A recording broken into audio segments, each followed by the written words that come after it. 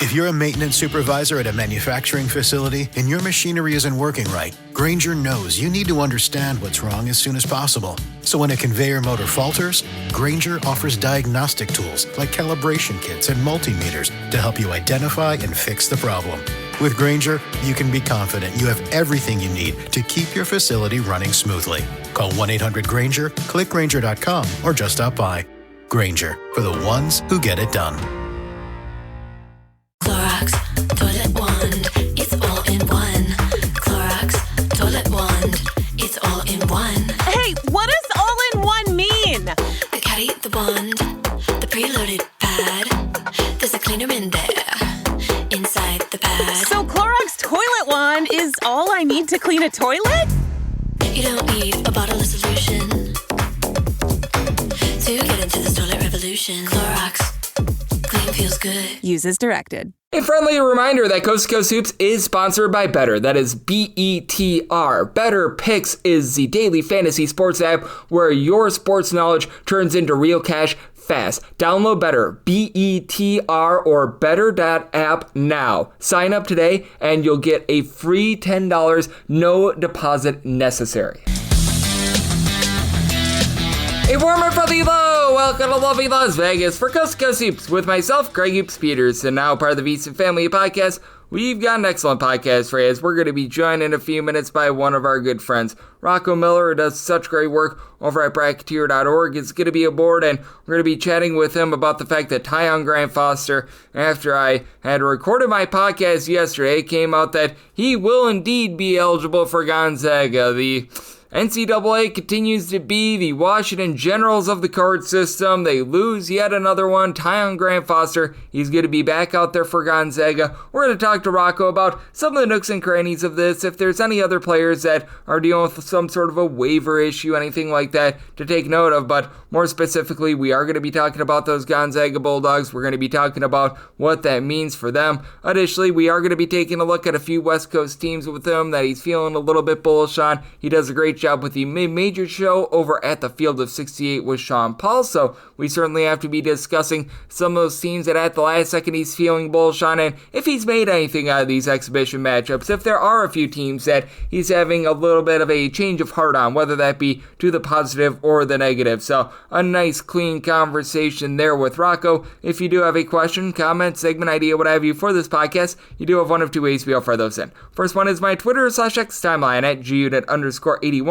Keep in mind, letters they mean does not matter, so as per usual, please do send these into the timeline. And the other way is find an Apple Podcast review. If you rate this podcast 5 stars, it is very much appreciated. From there, you are both fire in whatever you'd like to hear on this podcast via that 5-star review. While I did not get in any Twitter/X questions today, everything is powered by EdgeBoost. EdgeBoost is making sure that bettors are able to access their funds whenever and wherever. With EdgeBoost, 100% of gambling transactions do get approved when you go to edgeboost.bet. Make sure you put in that promo code of Greg, GREG. That gets you a dollar for dollar match on your first deposit up to $25. And additionally, with this podcast, I did a conference preview of all 31 conferences. Now, obviously, with having to split it up and having an entire summer to do these conference previews, there are a few changes with regards to rosters, and when it gets to the game-to-game analysis that is going to be starting up on Monday, I will be noting all that, so trust me, I am hard at work making sure that all the T's are crossed and all the I's are dotted, but most of the information in there is still on the up and up and is still all good. I wanted to make those as evergreen as humanly possible for you guys to get set for the upcoming college basketball season wherever you're listening to this podcast, Apple Podcasts, Google Play, list goes on and on.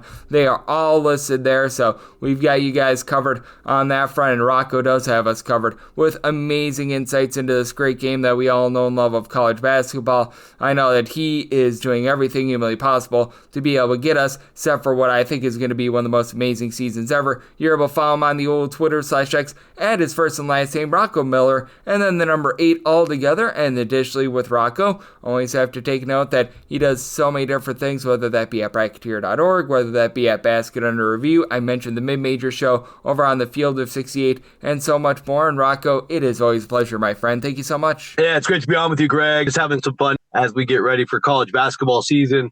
It was a fun week. Last week in Las Vegas, got a good 2 days in. One long day of Mountain West and West Coast Conference Media Day. Talked to virtually players and coaches from each of the schools in those two great conferences. Also, just all the buzz going on. Stemming from that, of course, at Gonzaga with Tyon Grant-Foster, getting the temporary injunction to be eligible. See if that saga follows him throughout the season or if he's just kind of off the leash now to play permanently. But yeah, I know that you want to talk about a lot of that. And some of this gambling scandal is impacting rosters unforeseen. We saw a player transfer from Temple for Wisconsin, basically is not going to be able to play at all due to the scandal. We've seen some other academic issues and gambling issues as well. Yep, absolutely. We will start with Tyon Grant-Foster because the last time you were on, we were wondering, is Tyon Grant-Foster going to be eligible or not? Because that was immediately after the NCAA denied his waiver. Apparently, the judge was a Gonzaga fan. I got that intel from one of our good friends, Curtis Rogers, from out there in the lovely city of Seattle. But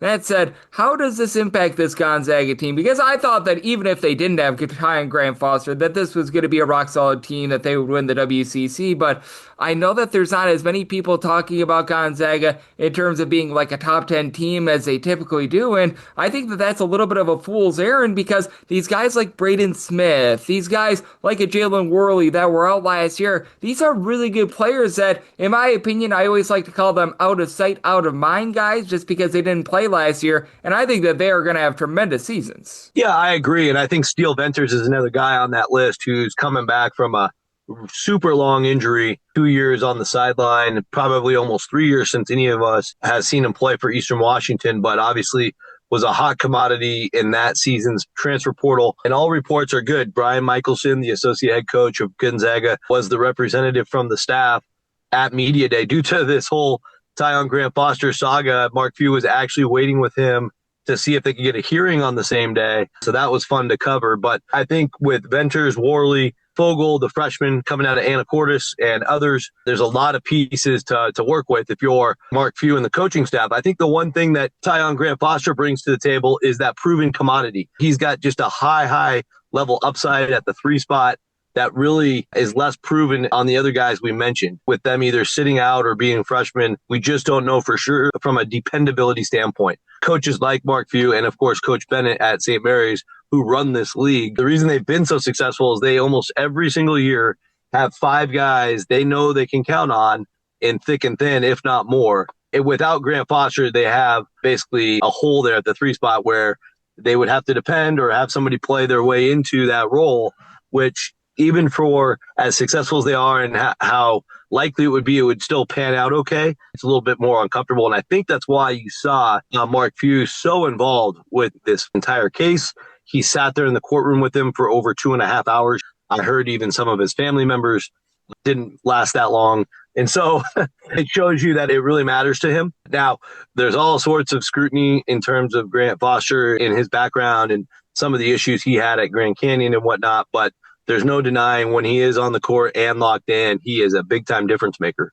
Yep, he certainly is, and he did struggle with his three-point shot last year. We'll see if he's going to be able to get that iron out this year, but the guy does a little bit of everything out there on the floor, and that is a big-time win for Gonzaga. And you mentioned it, Rocco, as we do have Rocco Miller does such great work over at Bracketeer.org, Basket Under Review, Field of 68, and so much more. Joining me right here on Coast to Coast Soup. Say, you were out here in my neck of the woods, out here in lovely Las Vegas for all these media days, and were there any teams in particular that stood out to you when you were talking with these teams? And is there any team that you came across that maybe you just had to do a little bit of a double take and maybe dive in on a little bit more because you were able to get some good intel last week? The West Coast Conference, I'll start there. I would say that Pacific, I still don't know what the ceiling is for Pacific, but there's certainly no doubt that they're much more invested as a basketball program and giving Dave Smart more tools to work with as he enters year 2. Of course, his background is well decorated in Canada as the most successful Canadian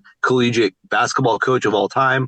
And I just think they have just enough to work with. There's an opportunity to move all the way up to 5th. Now, I'm not going to predict that. I think they were picked either 9th or 10th, and I think that's fair. I think the 4 in the middle of that league, Washington State, Oregon State, LMU, and Seattle, are certainly still a cut above on paper. But some of the quotes I got from Elias Rolfe, they're mainly their only returning guy That was the fascinating part. Is it was a direct decision to let everybody else go and build a team around Ralph. Ralph admitted that the scrutiny and the amount of attention to detail that Dave Smart, his rigid style, little old school, but obviously extremely successful, requires, he's all about it. Elias Ralph has really embraced that. They also brought TJ Wainwright from Long Beach State, who really wants to build himself into a professional player, whether that's, here in the United States or overseas later in his life, remains to be seen. But I was really impressed by both Wainwright and Ralph's commitment to just being in the lab every day, talking about how much better they get every day. And, they just brought in a lot of guys. We know Justin Rochelin from UC San Diego had a ton of success last year. Jaden Clayton and Alexis Marmelos, coming from Maine and Lamar, also had pretty surprising years at those two respective places.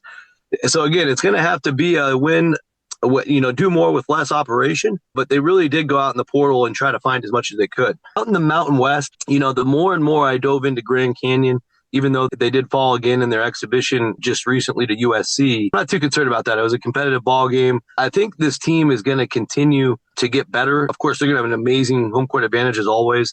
They're going to do a lot for the Mountain West this year in terms of providing a quad one opportunity for teams that play them on the road. And if they are good enough, maybe even more quad one opportunities on a neutral floor or, at the conference tournament. So again, Dusty Stromer plays that shooting sniper role very well with a real chance to be a big time scorer, if he's left alone. Nana Anane from Brown is just a tremendous person. Got to interview him and spend about 20 minutes with him. And all about Jaden Henley. That's a big-time pickup from UNLV. Played a major role for the Rebels, comes right over, stays in the same league, can help these guys adjust to the league.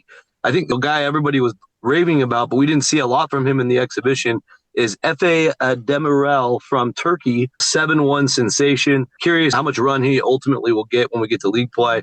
But I just think Grand Canyon's got a lot of weapons over the floor. They want to play fast. They want to get in your face and be aggressive. And I think Owusu Anane and Stromer and Henley are highly intelligent players. And the athleticism of Brian Moore Jr. from Norfolk is tremendous. So, I think if there is slippage from like the Utah States and the Boise States, and if New Mexico takes a while to get going, I do think they will get going. Grand Canyon's got a chance to work their way to the top two of the league. And I just think that's been undercovered throughout the summer.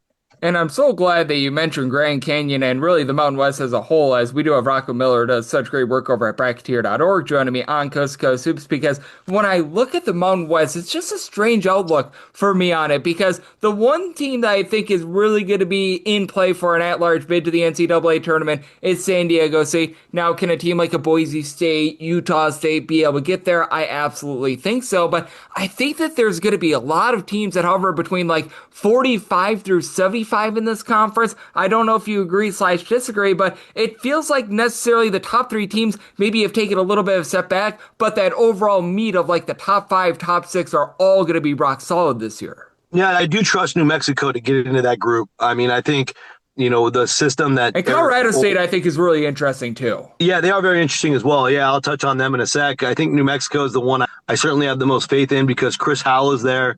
And, of course, his brother's an assistant, Mikey Howell, knows the system inside and out. He's basically an extension of the staff as a player, and he'll be their lockdown defender at 6'6". And good defense leads to great offense, as Tritons of UC San Diego proved last year. And even though Milos Vicentich didn't get to play much, he got hurt right away last year.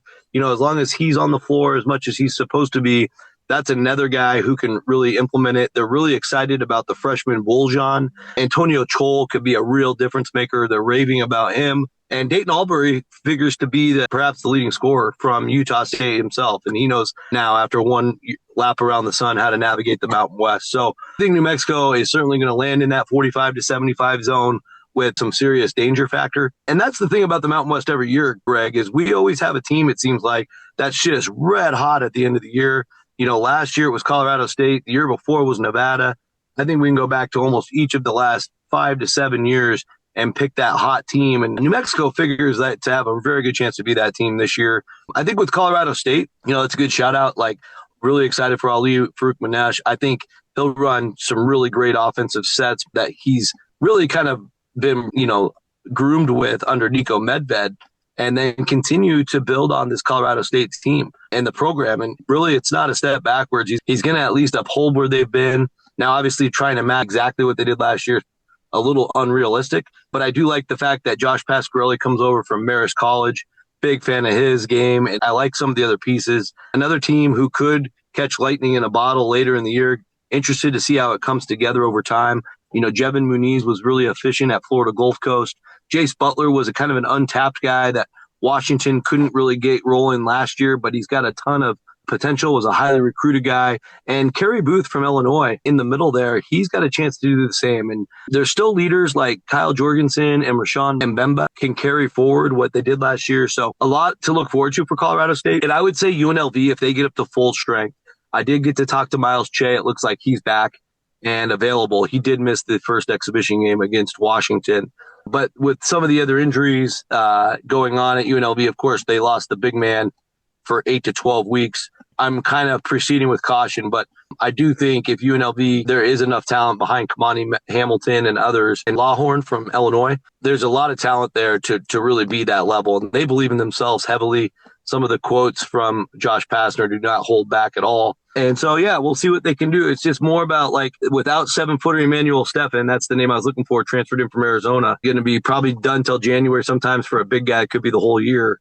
They really need some of their 6'8", 6'9" guys to step up and play the 5. And who's willing to do that and who's capable of doing that is my biggest question. Yep, with UNLV, I thought that they brought in a really nice transfer portal haul, but you mentioned it with Josh Pastner dealing with a whole bunch of injuries right now, so they are going to be a team of fascination moving forward, and I think that that's a perfect segue because we have seen quite a bit of that has happened due to gambling with regards to college basketball. We've seen a lot of guys get thrown out of the game. We saw with regards to Wisconsin a situation where they were bringing in Elijah Gray from Temple. We give our ode to Lane Kiffin, go Owls, that it's not going to be happening anymore because he was a part of the Temple gambling scandal. So we're going to be talking a little bit about what's been happening on that front. We do have to ask our good friend Rocco as well, just about how he's taking a look at these exhibition matchups and if there's a few teams that he's feeling a little bit stock up, stock down on based on what has happened if they're actually on the court. That's on the flip side right here on Coast to Coast with myself, Craig Peterson, now a part of the Beats and Family Podcast. If you're a maintenance supervisor at a manufacturing facility and your machinery isn't working right, Grainger knows you need to understand what's wrong as soon as possible. So when a conveyor motor falters, Grainger offers diagnostic tools like calibration kits and multimeters to help you identify and fix the problem. With Grainger, you can be confident you have everything you need to keep your facility running smoothly. Call 1-800-GRAINGER, click Grainger.com, or just stop by. Grainger, for the ones who get it done. For anyone that is new to VSiN, well, I wish you a friendly hello. This is an attention to anyone that is new to VSiN because you're able to get some free stuff with our daily newsletter. It's a great way to catch up on everything that's happening in the sports betting world. It's delivered straight to your inbox every single morning. VSiN's newsletter offers picks, data, strategies for the day's betting menu, and so much more. Sign up for free today over at VSiN.com/newsletter. That's VSIN.com/newsletter and start receiving your free newsletter tomorrow morning. That is VSIN.com/newsletter. Stay ahead of the game and bet smarter with VSiN.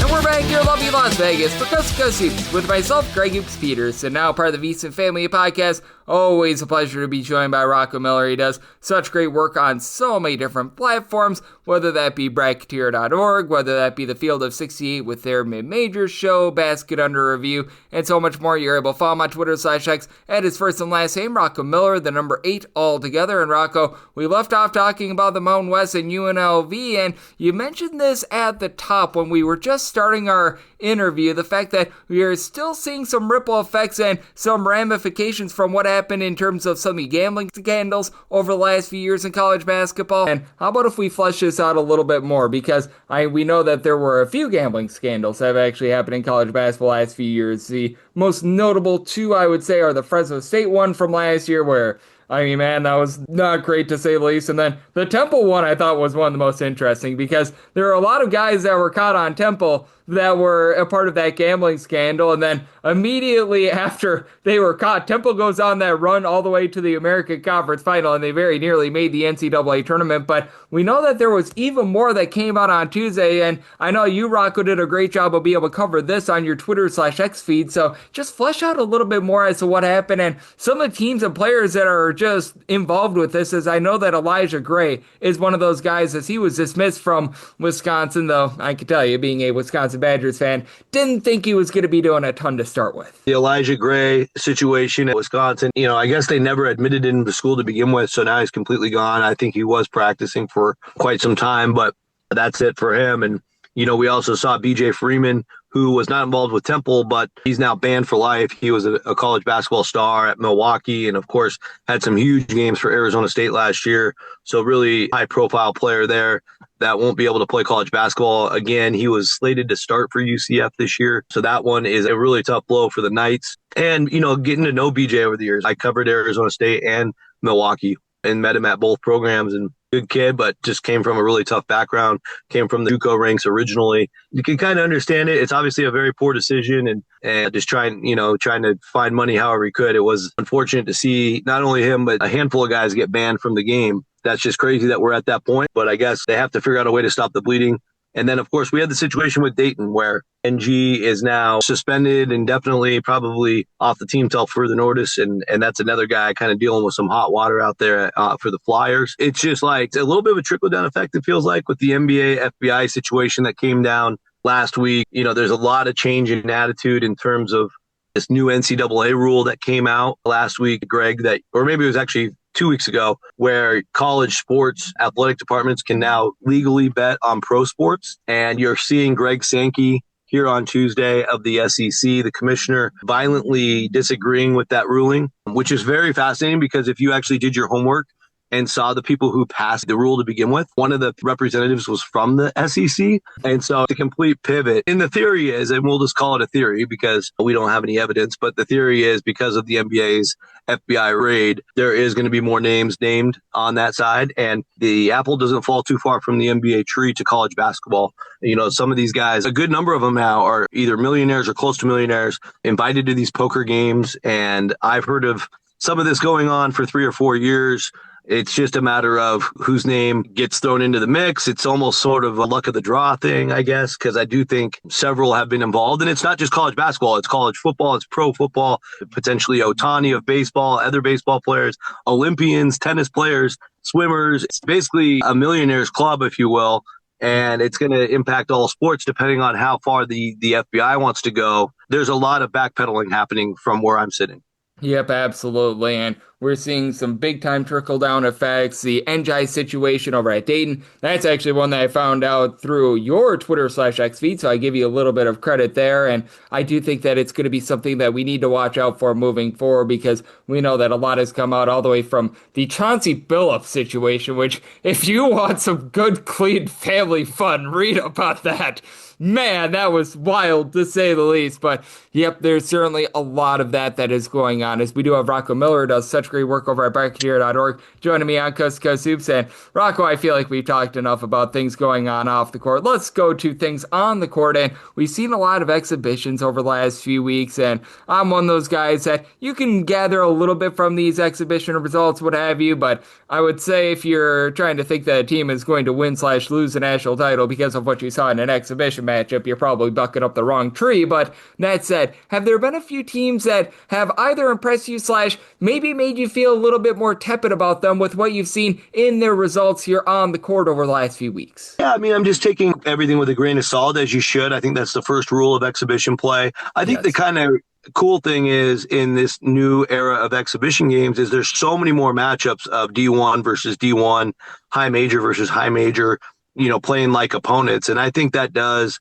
translate quite a bit, especially when you see a box score and the box score tells you that the minutes were, broken down between like 8 or 9 guys. So that pretty much shows you right away the coach was trying to play it as if it was a real game. Those are the ones I kind of take the most seriously. And so when I see, Duquesne go to Virginia Tech and squeak out a win, that's one where, if Virginia Tech's a serious bubble team later this year, obviously they would have no business losing to a Duquesne team, or it's telling us that Duquesne might be a little better than I anticipated, at least, getting Jimmy Williams and Terrence Guignard to each score 21 points, out of their backcourt. And so there's some results like that. I've paid attention through text messages, through the close scrimmages that are not easy to access the box scores. And, TCU is a team I continue to love. They pounded Texas in a scrimmage. They destroyed Tarleton, who plays some of the best defense in that state, by 40 in a scrimmage. Grain of salt with all that. My philosophy on the Horned Frogs is basically like, if they can up their tempo up to match their skills,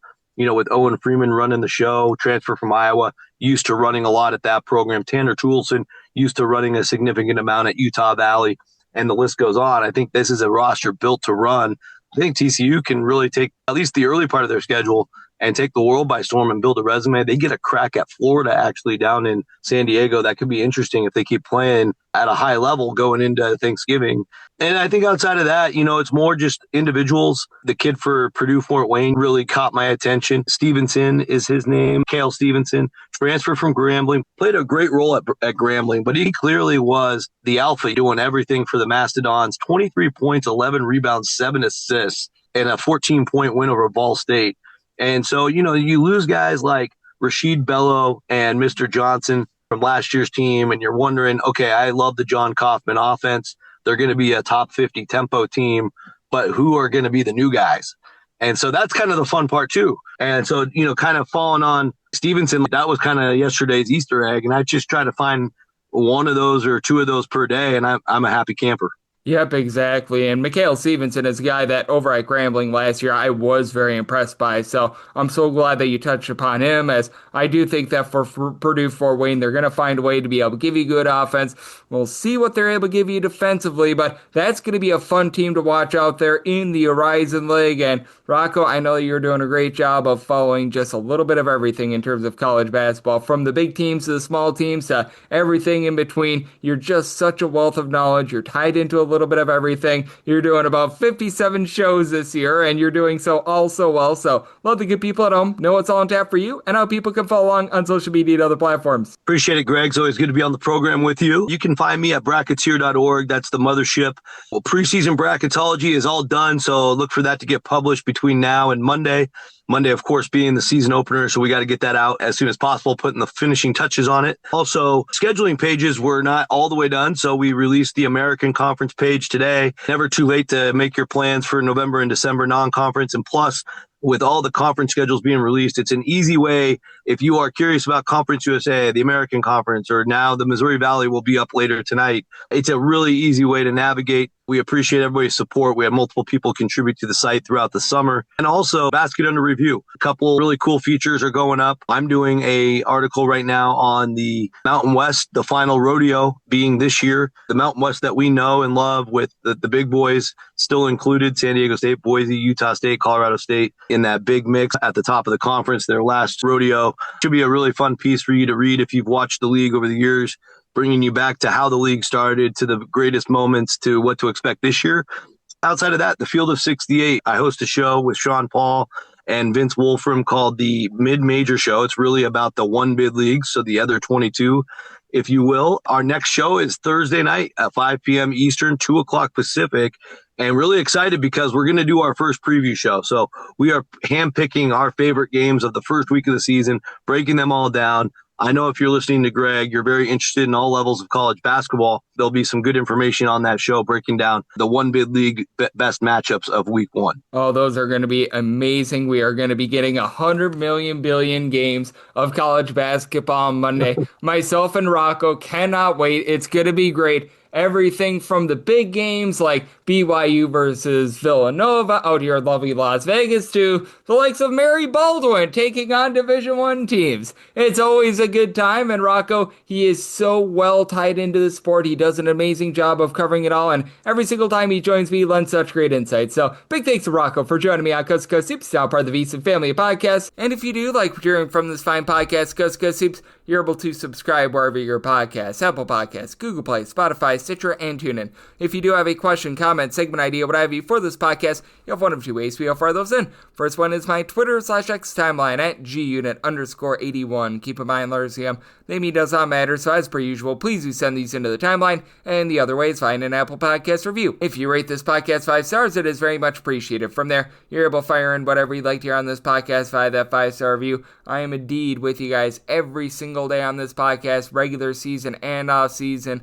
The unofficial count is over 2,160 straight days without a missed podcast. That dates all the way back to when this was known as college basketball betting overtime and hooping with hoops. So we've had a pair of name changes along the way. We've had a switch of networks, I believe, twice, but every single day there is a college basketball podcast fresh for you guys in these final days leading up to the upcoming season. We're going to be looking at the injury information, those last second things to take note of, some betting angles as well, and then when we get in season picks and analysis on every single game, every single day. So I appreciate you tuning in today.